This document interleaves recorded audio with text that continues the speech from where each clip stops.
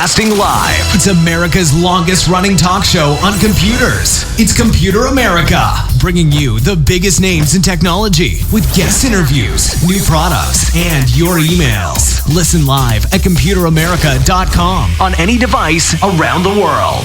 Email the show at live@computeramerica.com or find us on social media.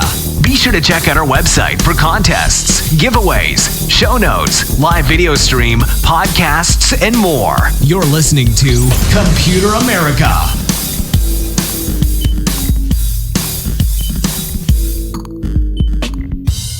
Hello and welcome into the Computer America Show. We are the nation's longest running, nationally syndicated radio talk show on computers and technology. And everyone, hey, welcome into the program.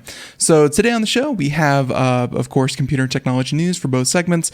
And we will be covering all the latest news topics. There's a lot of very interesting tech that came out, as well as, just kind of current events. So everyone, you want to stick around for that.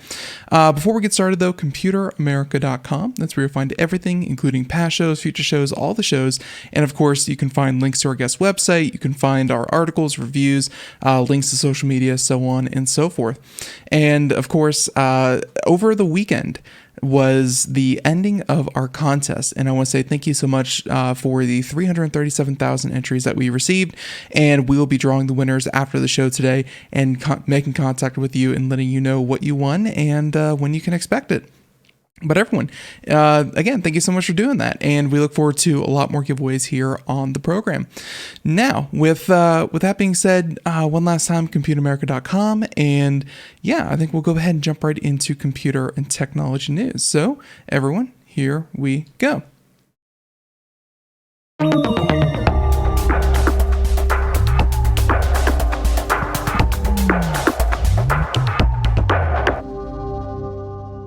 Okay, so I think that for our first story, we're going to go ahead and do, I always know that my day is going to go well whenever I see a news story about Nikola. And Nikola, if you haven't heard about the truck company, it's one of those I've been following for quite a while, and the previous founder, or I guess the original founder, was pushed out of the company. For good reason. Overpromised, underdelivered, and otherwise was just generally lying about the state of that particular company. After billions of dollars in funding, just burning through cash, the best they had to show for it were these grand plans, these amazing trucks with, amazing specs, but in reality, all they were able to put together were some photoshopped pictures of a manufacturing plant that was not even assembled. The manufacturing plant was not even done.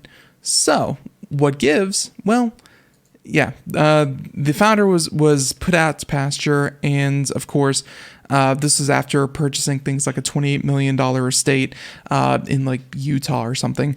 And yeah, the company is trying to correct itself, trying to turn itself into a legitimate car company. Whether or not that can actually happen, yet to be seen, but here we are. Now, aspiring electric truck maker Nikola admitted to the Security and Exchange Commission that 9 statements made by the former founder, Trevor Milton, were inaccurate or lies. Between 2016 and 2020, Milton told a series of whoppers about this fledgling truck maker. At a 2016 press event, Milton took to the stage to unveil a prototype of the company's first truck, dubbed the Nikola 1. During the event, he claimed that the truck was fully functional. In reality, the truck never moved under his own power. If you recall, that was the product video that you saw the truck moving down the hill, or at least down the road, and you thought, oh, this is great, and it was an overhead shot by a drone, but in reality, it was simply rolling down a hill. So technically, they made a cart, and just happened to look like a truck, and again, was fully functional, but at the same time, was not. Now, in reality, they had towed the inoperative truck to the top of a long, shallow incline and rolled it down, angling the camera so that it looked like it was driving on level ground. These and several other misstatements came to light in September after a short-selling firm called Hindenburg Research said that they declared Nikola to be a massive fraud, which, yeah, they hit that nail on the head. In response, Nikola commissioned the law firm of Kirkland & Ellis to examine Hindenburg's allegations. While the resulting report has not been made public, Nikola has now coped to 9 inaccurate statements, and they include, in 2016, and these are all quoted from the filing with the Securities and Exchange Commission. 2016, the company stated that it owned the rights to natural gas wells, and in August 2016, that the wells were used as a backup to solar hydrogen production. I guess that was not true. In 2019, Milton stated that the solar panels on the roof of the company's headquarters produce approximately 18 megawatts of energy per day. Also not true. In December 2018 and July 2020, Milton stated that the company can produce over 1,000 kilograms of hydrogen at the company's demo stations. And the company was down below $3 a kilogram at a time. And in July 2020, Milton stated that all major components are done in-house. So all or some of those statements were found to be false. They said that they could still face serious legal consequences. They mentioned that obviously prosecutors and the Securities and Exchange Commission both took an interest in the situation last September. Nikola says it can't predict how investigations will turn out. Nikola has incurred $8 million in legal fees under an indemnification agreement with Trevor Milton. I'll be honest, again, looking at all of their statements and where they are at, and the fact that every time this company is brought up, it's always seen as like the thing that's going to bring down Tesla or the thing that's going to compete with Tesla.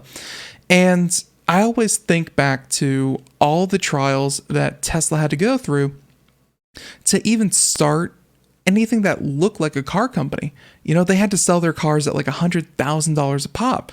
They had to have almost infinite press coverage to the press, you know, free PR, like billions of dollars worth of it. And they still almost went under tons and tons of time. And some would say they are still kind of on shaky ground. You know, they're still not hitting the goals that they were setting out for themselves. And they are, you know, they're delivering cars, but nowhere near at the pace that they're being demanded of. They're still barely a car company, I think a lot of people would say, compared to the likes of, you know, Ford and GM and all these other car companies. Tesla barely made it by the skin of their teeth. I can't imagine another car company, kind of just popping up out of nowhere. You know, 2016, Nikola comes on the scene and they're like, we're going to be the next Tesla. And people just started believing them. I think they're even publicly traded. I think they said on their roadmap that the soonest they were going to put out a truck, was like 2027. They're still 7 years from even putting out a marketable product. And people are saying that, hey, this is going to be the next big thing. Not so much. Now, so while Nikola's new management is trying to move past Milton's antics, they've carried forward with the most promising aspects of the founder's strategy. Indeed, when it released its quarterly financials this week, Nikola said that it had completed assembly of 5 prototypes of the battery electric truck in partnership with IVECO, an Italian truck maker. So yeah, they're not even building their own prototypes. They are even outsourcing that, which doesn't seem like that big of a deal, but you have to recall they're going to make their own cars. That's always what they were, their own trucks. That's always what they were supposed to be doing. And yeah, the prototypes, the very first prototypes, can't even be assembled in-house. Now, they said that Nikola says it will get trucks into the hands of customers before the end of the year. In a conference call, the company says that there continues to be strong demand for battery electric trucks. I'll believe it when I see it. They're still building a truck factory in Arizona that it hopes to begin manufacturing trucks later this year. Nikola was able to get a rock bottom price for electricity because hydrogen production can be suspended during hot summer afternoons. That's valuable to electric utilities because they have to spend a lot of money ensuring that they have enough capacity during peak periods of demand. So in short, Nikola's new management is really trying to turn Nikola into a viable truck company. They've jettisoned the most ridiculous parts of the vision, like the Badger pickup truck, and are focused on the most viable aspects. But Nikola lost almost $150 million in the fourth quarter and has $840 million in the bank. So the company is going to need to raise more money before long, and to do that, the company needs to convince investors that, well, the company is a viable company at this point.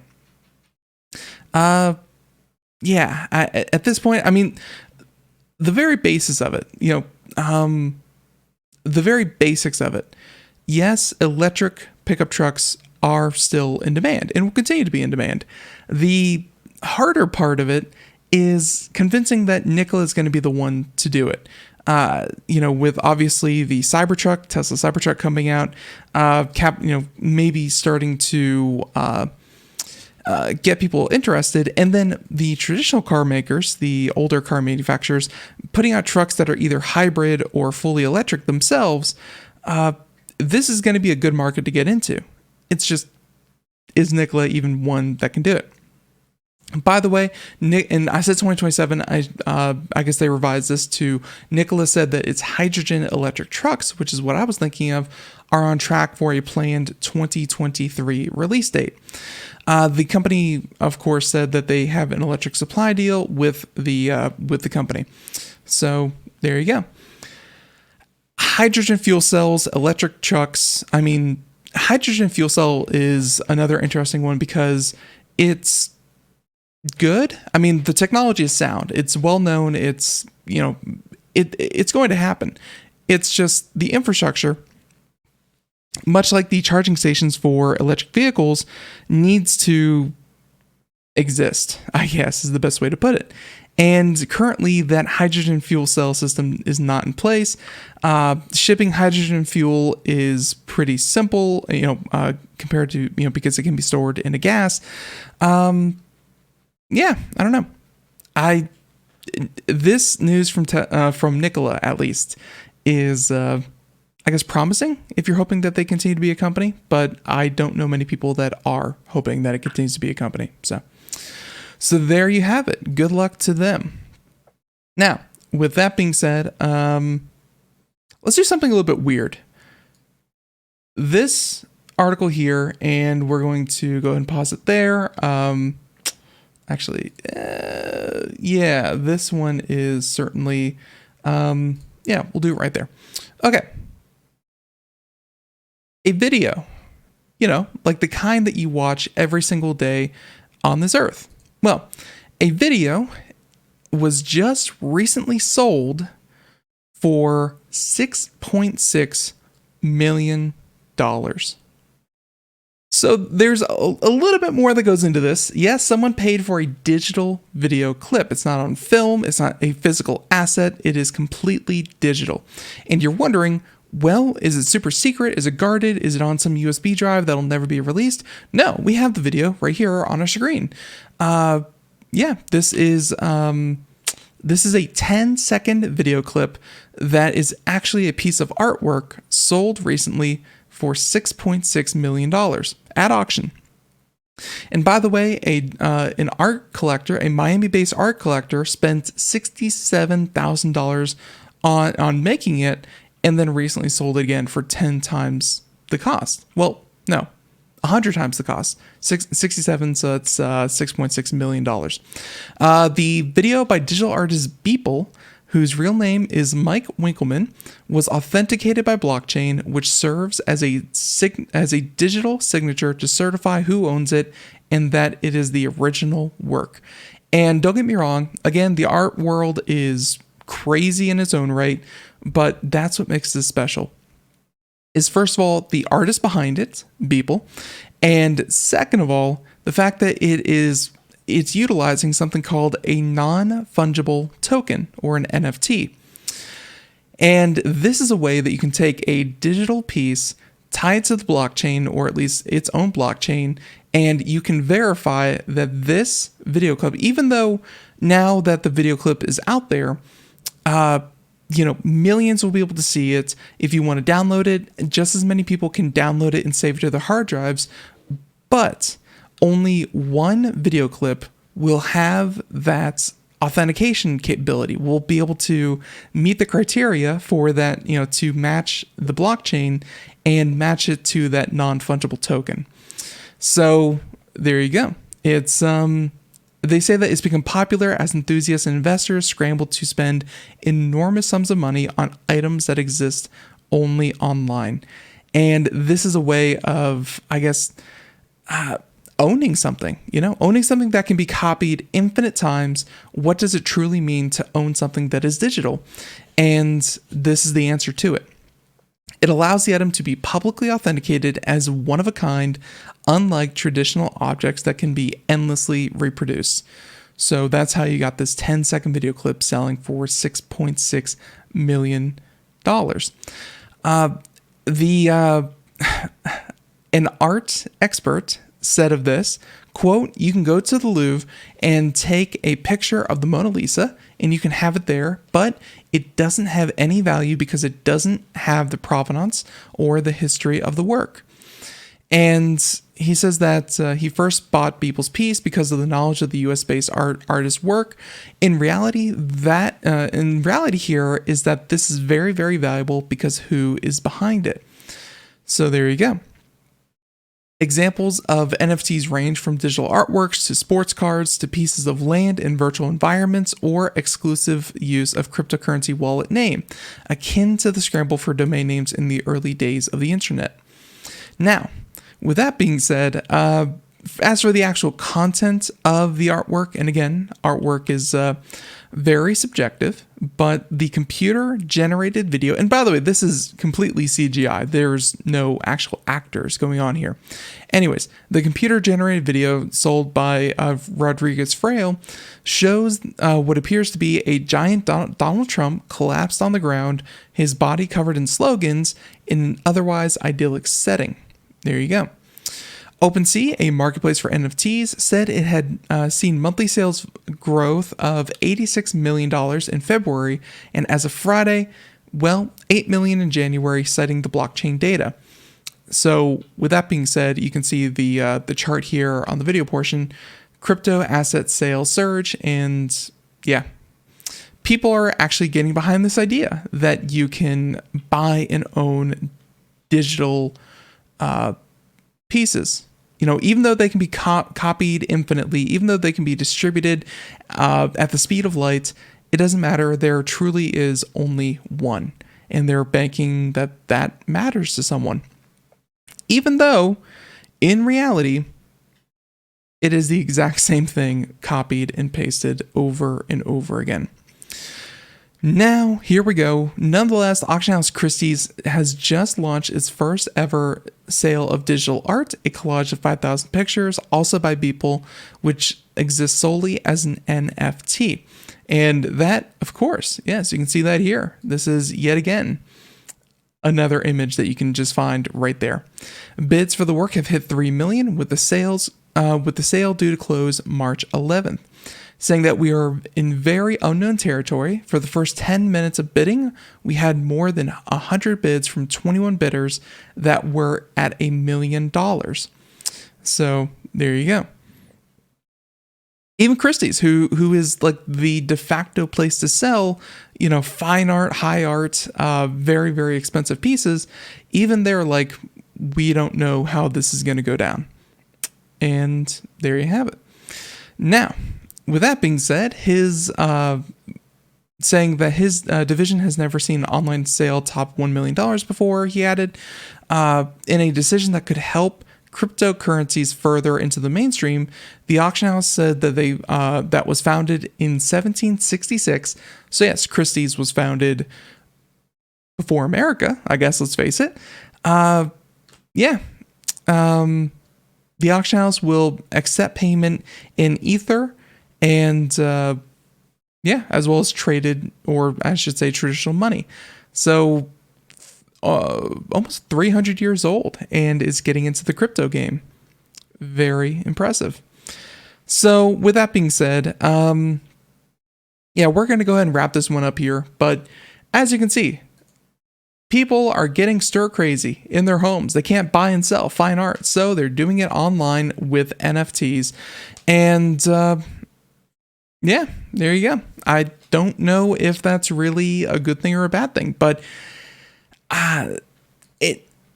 the instant gut reaction is to say that nothing digital that can be copy and pasted over and over and over again should be treated as a one of a kind, because it's, the only reason it's one of a kind is because you have that authentication, that way of saying that this is that one thing that matches, even though it can be reproduced over and over and over and over and over again.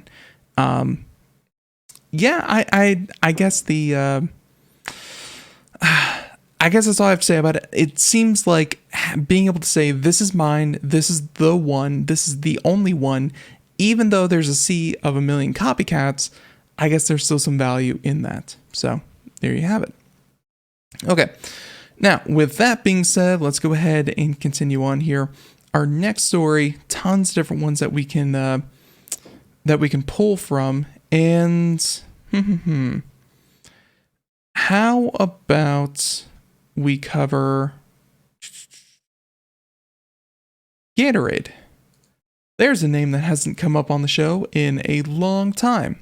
Well, Gatorade is getting into the smart patch, system. So obviously, Gatorade is well known for its work in the athletic community as a tool for hydration and what have you.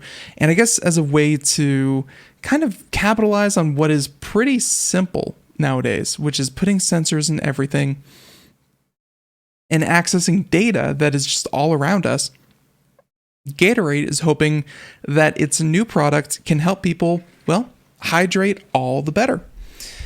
Gatorade's new GX Sweat Patch tests your sweat for smarter hydration. And if you're watching the video portion, you can see it right here. Saying that Gatorade is releasing a new fitness wearable that tests your sweat to let you know how and when to best rehydrate after a workout. The GX Sweat Patch is sold in packages of 2 for $25 and pairs with Gatorade GX app to let you efficiently hydrate and hopefully recover faster and avoid cramps in the process. As someone who was very clearly not athletic, I did not know there was a proper way to rehydrate. I thought you work out, you sweat, you replace those fluids. That was the end of it. But I appear to be way off base with this. Now, the sweat patch is applied to your left inner arm before a workout and slurps up. Yes, by the way, the article did use the word slurp. Slurps up sweat that is the most disgusting thing I've said in a long time. As you move, funneling the fluid through a color changing channel on the patch. After you are done working out, use the GX app to scan the patch. Gatorade says it's able to offer insights on how much body fluid was lost and how much sodium needs to be replenished, presumably with Gatorade, obviously, to recover efficiently. So you can see it there, and it's a bit bigger than like one of those nicotine patches or any kind of packaging. I'd say it's about 1 inch by 2 inches, and it goes on your forearm. And as you can see here, like they have the first image there where it's just barely kind of filled up. These little lines are barely filled up. And they have another image where the lines go all the way down. So from the top to the bottom, depending on how many lines are present at the end of your workout, I guess that would determine how much you sweat. So they also attach these hydration insights to specific workouts, so you should theoretically have a recommendation of how much to drink before, during, and after every 10-mile run you do if you created a sweat profile in the app. Delicious sweat profile. Even with all the polished Gatorade branding, $25 for a package of 2 patches puts the individual price at about $12.50, which seems high considering that they are only used one time. To make some kind of profile and to use this on every single workout, I don't think every single workout would be feasible, but let's say one of your high intensity workouts, let's say 3 times a week or four times a week. 4 times high intensity, you're paying another $50 to do just that. Gatorade imagines using a patch for each of the workout types that someone does. So you only play basketball and run, maybe a single $25 purchase is enough. But Gatorade also recommends creating a new sweat profile for each climate or temperature you work out in. So the more ways and places you exercise, the more you may need to spend to accurately recover efficiently. And by the way, a nice little diagram here where the bars that kind of go along the front are how much you sweat. And then I guess there is an additional indicator for how much sodium is in your sweats or how much you lost. It's a little unusual, but for a world increasingly comfortable with all sorts of biometric fitness tracking, it seems like a logical next step for a serious athlete. It's a way for Gatorade to sell more Gatorade, but depending on the person, the possible annoying upsell of future Gatorade products might be worth the extra knowledge. This is going to go a little bit above and beyond the average workout person. I'm guessing because I do not compete at the top tier of athletes, my idea that you sweat, you drink, still seems to hold true. And this is something for probably just not meant for me. But Gatorade, getting into the smart biometric technology. Pretty different. I like it though. Okay. That was story number 3. Story number 4. And let's see. No, we're not going to do that one. Okay. This one's pretty cool. Well, and by cool, I mean, well, a company was almost honest for just a second. And here we go. Saying that this one's from Mashable. Verizon admits that 5G might be a big battery drain without admitting it, saying that this probably wouldn't merit any discussion if Verizon hadn't been so unnecessarily shady. It's tough when your phone battery drains fast, but most people recognize that the new feature in tech can have that effect. In a Sunday morning tweet, the wireless provider offered a suggestion to customers struggling with a fast-draining battery. And while the substance of the article of the advice boils down to turn off 5G in your phone if your phone supports it. And the tweet, by the way, which you can see right here with a couple emojis, mentions that one way to help conserve the battery is to turn on LTE. Just go to cellular data, voice and data, and tap LTE. And there you go. So while the advice is technically accurate, it's also misleading. See, LTE is active by default as a backup for times when 5G is not available. Following these instructions has the effect of turning off 5G, and which is true. Right now, most phones default to LTE. I mean, there aren't that many phones that are on the market nowadays that are 5G capable, and there's even less places that are actually 5G. They're actually transmitting 5G. So I feel like it wouldn't really have that much of an effect because, you know, most of you are probably on LTE as we speak. So, but things get weirder. At one point, Verizon telling a Verizon Twitter follower noted that the distance between the company promoting new 5G ultra-speedy phones while also advising against the battery drain issue. They said that it's hard to read the company's response as anything other than straight up deflection, saying that it's important that we complete many troubleshooting steps to find the root cause of the issue. And if you have any other questions, you can contact them, blah, blah, blah. So yeah, they're trying to troubleshoot why this is happening, and they're banking that it might just be 5G. Now, as the article states, I agree with this, none of this is a huge deal when all is said and done. But the real cover-up is worse than the crime energy emanating from the whole situation. Yes, 5G is probably a source of battery drain, but people might have gotten mad if Verizon had just might have gotten mad if they have just up and said that.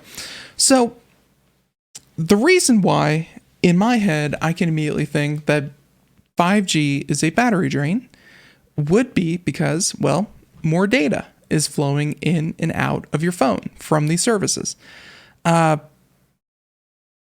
That's not a bad thing. Clearly, you want that. You want your YouTube videos to load faster. You want to upload that document faster. You want faster, everything 5G, which is perfect. The fact that it might drain a bit more of your battery should be obvious. Anything you do, that is more intensive than something else, you're going to drain your battery faster. For Verizon to just not come out and say that and just kind of treat people like they have some kind of semblance of intelligence is pretty strange. But there you go. Verizon would do well to remember in the future what a little transparency would go a long way. And I think that if Verizon was just upfront and said that, hey, turning off 5G is going to, like most things, limit your data. And if it limits your data, it will limit the battery, kind of the intensity of the apps that you're using. And hey, your battery will last longer. All these things are good. But of course, the benefits of 5G are also not to be, kind of understated. So there you have it. Don't know why Verizon would try to beat around the bush like that, but they certainly did. Okay. How about... Okay, we'll do this one, and then we'll do something a little more high-tech, science-y. But this one is just pure economics. And I think it was last week or the week before in Texas, there was a pretty bad winter storm. Millions of people lost power, or at least they had their power shut off. They lost power for a number of reasons. But they lost power. And I guess because Texas has this co-op, this idea that they have tons of electricity providers, or I guess kind of manufacturers, and then they join this co-op, and then they kind of sell the electricity at wholesale, which is perfectly fine most of the time. I've heard in a lot of cases you actually get your electricity cheaper by 5-10% than by buying off of a larger grid. If there's excess electricity, you get yours for cheaper. If there's less electricity, then you have to pay a higher price. Essentially, the price fluctuates. And that's what happened last week with this winter storm. And the availability, when production went down, plants weren't properly winterized, and for a variety of reasons, and electricity production went down a lot. What little electricity remained was going for a whole lot of money. So it was a scarce resource, so you get charged a lot more. Well, it turns out that when you send people $15,000 electric bills, you probably won't recoup that. They are going to say, we don't have that kind of money. And that led to one of the oldest energy co-ops to file for Chapter 11 bankruptcy in southern Texas. The company, in court documents, said it received an essentially unpayable $1.8 billion bill from the Electric Reliability Council of Texas, ERCOT, the entity that maintains and operates much of the state's electricity grid. They said that they are a wholesale energy provider for its 16-member cooperative, and they I can't imagine getting and really, I was thinking like $15,000 for the individual consumer. The co-op here receive, because they're kind of the middlemen, all those bills collectively came out to $1.8 billion that this co-op suddenly had to pay, which clearly they're not going to be able to. Ratepayers and politicians have criticized the leadership for failing to prepare for the storm, and obviously the organization is under investigation by Texas counties in the Federal Energy Regulation Commission. So with that being said,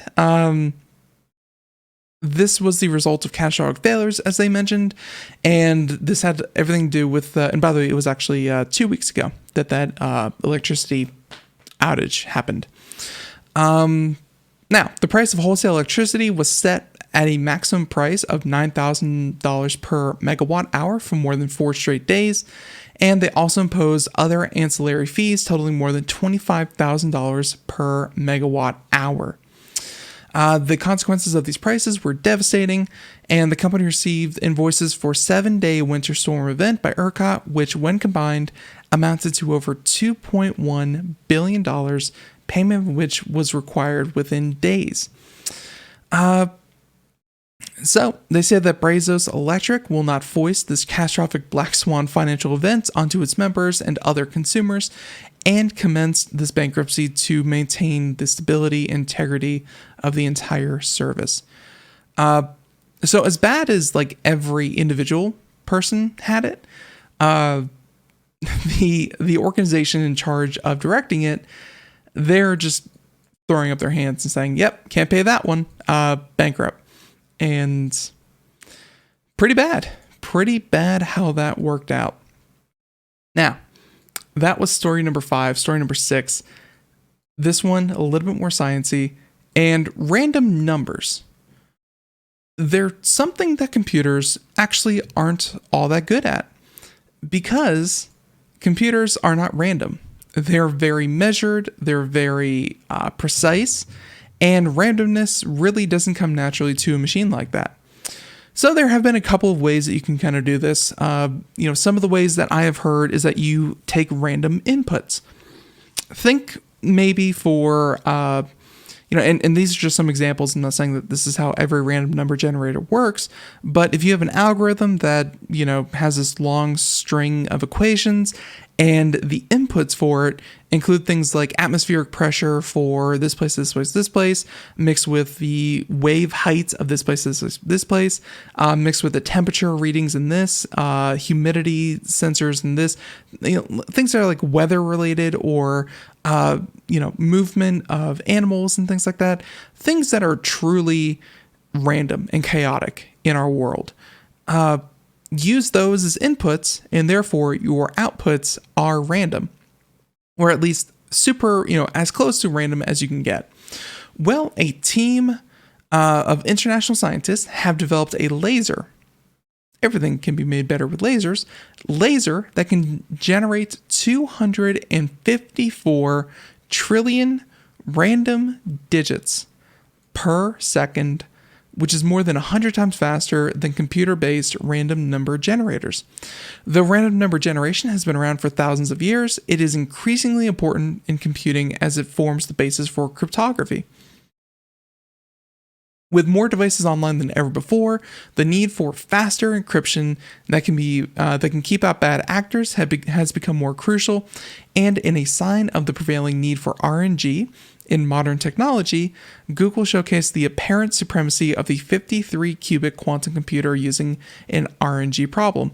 Although, as we mentioned on the show before, highly contested, not proven. So, that's why the new system could be a game changer. It can generate 250 terabytes of random bits per second. In fact, it was so fast that the team behind it struggled to record its output using a high-speed camera. According to the researchers, their system trumps physical random number generators both in speed and through its ability to create many bit streams simultaneously. And the results are published in the journal Science. The new invention utilizes a tiny laser, which is just 1 millimeter long, which bounces light between mirrors positioned at either end of an hourglass-shaped cavity before exiting the device. And unlike previous laser-based systems, the new process can amplify many optical nodes simultaneously. Not quite sure what that means, but these interfere with each other to generate rapid intensity fluctuations that the team recorded with a camera, which measured light intensity at 254 spots across the beam about every trillionth of a second. But the speed at which the laser was pumping out data meant the camera could only track it for a couple of nanoseconds before its memory filled up, after which the data was uploaded to a computer.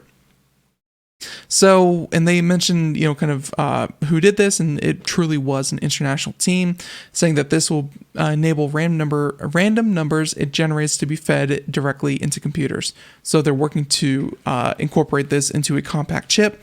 From my understanding, and anyone out there feel free to correct me on this one, from my understanding, they're able to shoot this laser into, as I said, an hourglass-shaped set of mirrors, and as it bounces around over and over and over again within its little chamber, the computer is able to use cameras and take video of the laser passing through itself, bouncing around, colliding with itself, just kind of being in that environment, and the minor fluctuations with the interference between itself and, kind of its environment.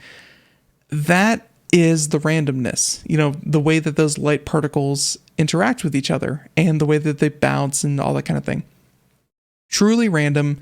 And the fact that the computers were only able to operate for, a few trillionths of a second meant that, well, hey, a lot of data was generated very, very fast. But it's very cool. And, RNG, randomness, true randomness is super important, and super important, as they mentioned, in security, but as well as just everyday computing that we do.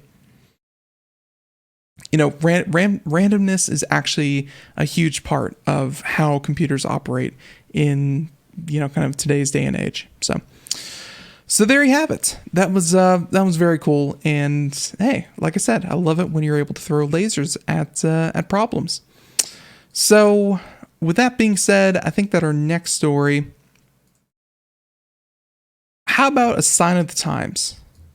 And this has to do with, streaming music. Streaming music made up 83% of the recording industry's revenue in 2020. I think it's pretty obvious that a lot of that had to do with COVID, but as we've said so many times about innovative technologies like streaming and so on and so forth, that this simply speeds up a trend that was already in process.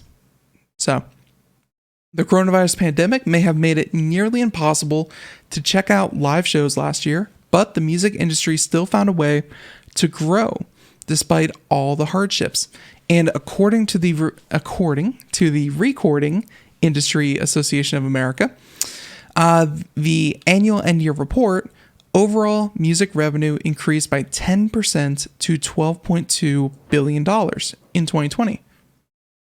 Not bad for not being able to put on any concert shows or anything like that. And of course, all the difficulties of distributing music, but hey, they're managing. The service they said that that growth was primarily sustained by more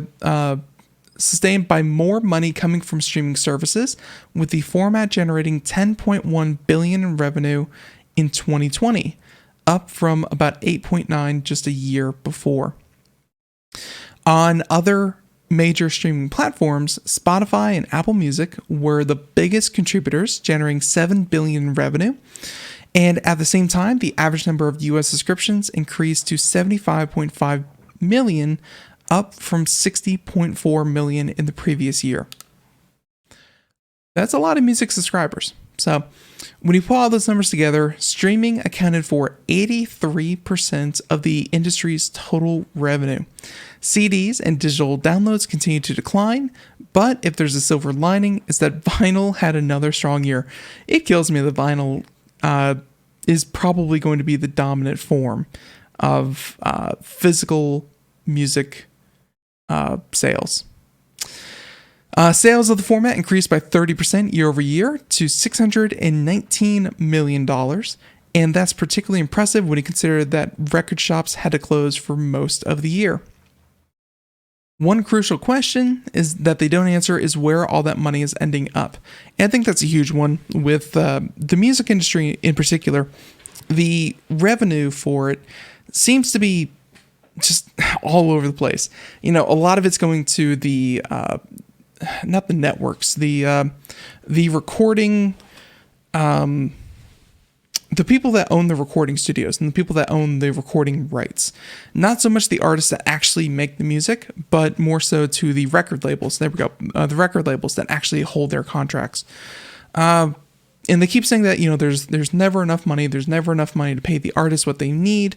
The artists aren't getting paid what they deserve, so on and so forth.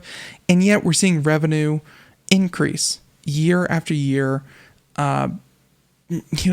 to levels that we have never seen before.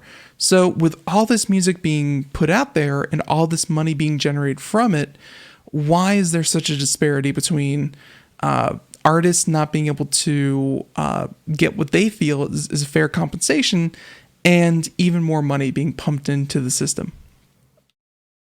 They unfortunately did not,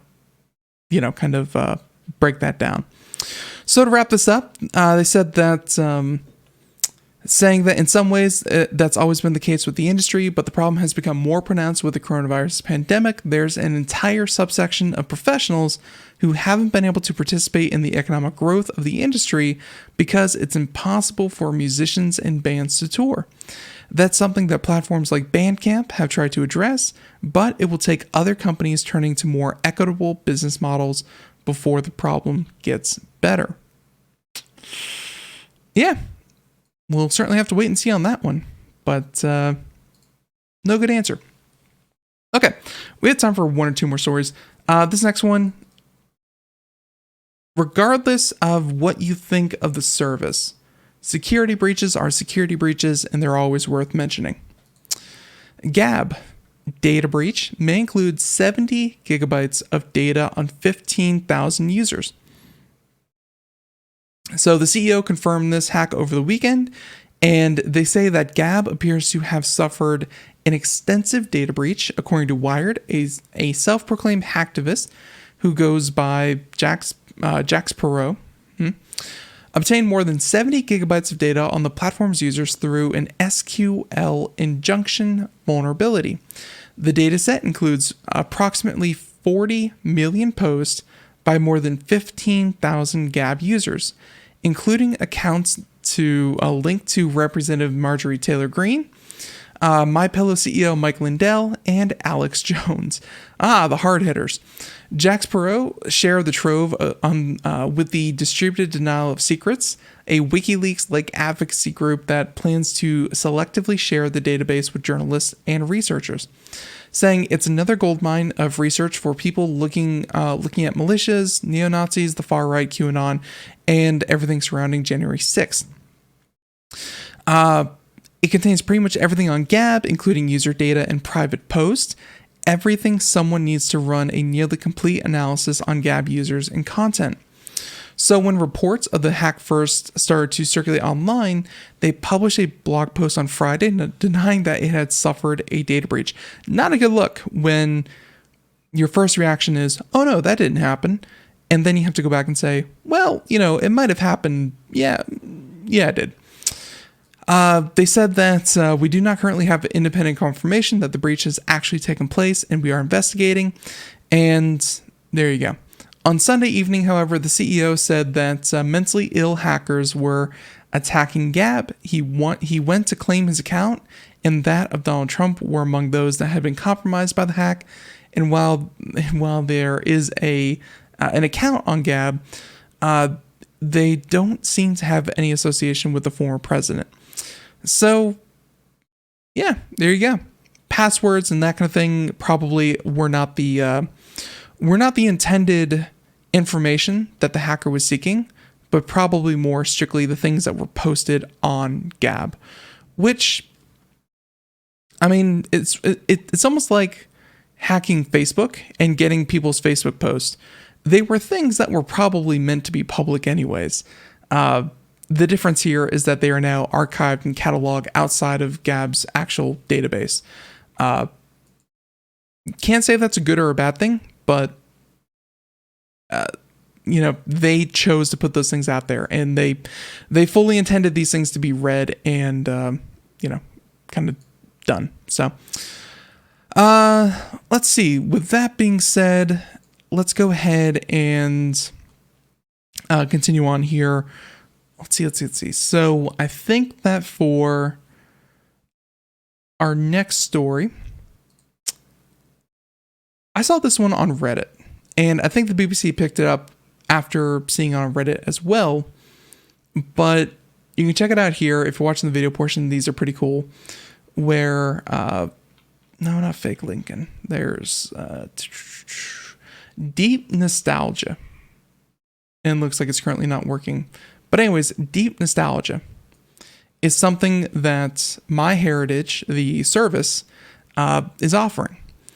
And it's a tool to reanimate the dead. Not like Mary Shelley kind of thing, but more, kind of trickery with artificial intelligence and machine learning. The firm acknowledged that some people might find the feature creepy, while others would consider it magical. It said it did not include speech to avoid the creation of deepfake people. It comes as the UK government considers legislation on deepfake technology, and they're considering proposals to make it illegal to create deepfake videos without consent. Good luck with that. That's not going to happen. But anyways, MyHeritage said that it had deliberately not included speech in the feature in order to prevent abuse, such as creation of deepfake videos of living people. And the feature is intended for nostalgic use, that is, to bring beloved ancestors back to life. But it also acknowledged that some people love the deep nostalgia feature and consider it magical, while others would consider it creepy. Deepfakes are computer-generated AI-driven videos that can be created from existing photos. Ladies and gentlemen, if you have seen Harry Potter and you've seen those moving photos that are kind of like videos on repeat, the exact same thing can happen where the computer can identify that, let's say, this is a person's eyes, this is a person's lips, this is a person's nose, cheeks, whatever, and it can kind of map that out and compare that to, videos of existing people moving their face, their heads, moving their mouths, things like that. And it would simply kind of superimpose them onto it. It will say that, the cheekbones move like this, the eyelids move like that, and the video will essentially start to, the video will paste, which doesn't sound creepy at all, will paste a person's skin over the pre-recorded video. And yeah, it's essentially taking tons of videos where the computer was trained on existing people, videos of living people, and then simply using that as a template to animate still pictures.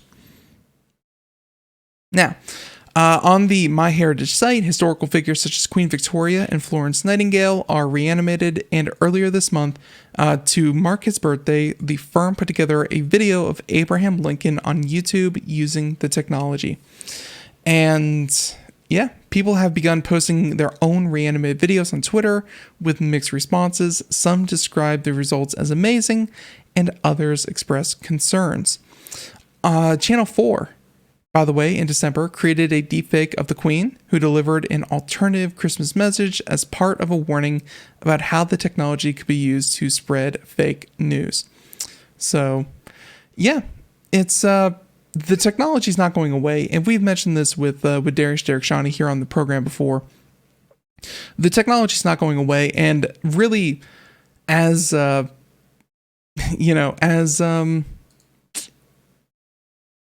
as the answer to it, it's probably going to be more technology. It's going to be something that can immediately scan these videos and say this was created by a computer. And that's going to be, just kind of the way of it. It will get to a point where people won't be able to distinguish between fake and real videos. But we're not there yet, luckily. But when we do, again, it's going to be up to technology to make that decision for us. I really do feel. So with that being said, we have time for one, maybe two more stories here. Facebook. This is the most and least trusted companies that are out there as far as tech companies, it appears.